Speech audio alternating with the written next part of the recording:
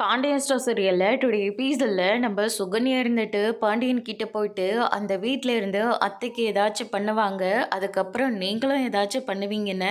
ஆனால் இவர் மட்டும் அங்கே நின்று வேடிக்கை பார்க்கணுமா?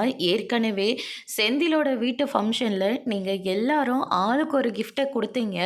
ஆனால் நானும் இவர் மட்டும் அங்கேருந்து அசிங்கப்பட்டு வெளியே வந்தோம். இன்றைக்கும் நாங்கள் அத்தனை பேரை முன்னாடியும் அசிங்கப்படணுமா அப்படின்னு சொல்லிட்டு கேட்கவும், என்னடி புதுசாக பேசிகிட்டு இருக்க, நாங்கள் என்ன கொடுத்தாலையும் அதில் பழனிக்கு உரிமை உண்டு தானே அப்படின்ற மாதிரி சொல்லிடுறாங்க. உடனே நம்ம சுகன்யா இருந்துட்டு, அதெல்லாம் உங்களுக்கு மட்டும்தான் அப்படி தோணும், பார்க்குறவங்களுக்கெல்லாம் அப்படி தோணாது.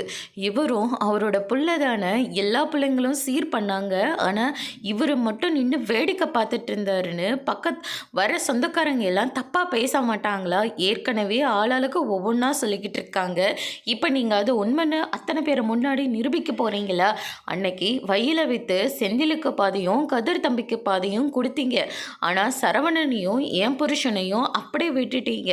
இவர் என்ன உங்களுக்கு ஒழிச்சு கொட்டுறதுக்காக தான் அந்த வீட்டில் இருந்து இந்த வீட்டுக்கு வந்தாரா?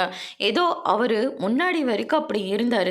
இப்போ அவருக்குன்னு நான் இருக்கேன். எனக்குன்னு அவர் என்ன சேர்த்து வச்சிருக்காரு? பொண்டாட்டினால பின்னா அங்கே போகணும் இங்கே போகணுன்னு ஆசைப்பட்டால் மட்டும் போதாது. பொண்டாட்டியே எங்கே கூட்டிகிட்டு போனோம், அதுக்கு முதல்ல காசு வேணும் அப்படின்ற மாதிரி சொல்லிடுறாங்க. அதுக்கடுத்துதான் பாண்டியன் இருந்துட்டு, உன்னையும் என் பிள்ளை மாதிரி தானே நினச்சேன் அப்படின்னு சொல்லிட்டு ரொம்பவே ஃபீல் பண்ணி பேசுகிறாங்க. அதோட பிரம முடிச்சிருக்காங்க.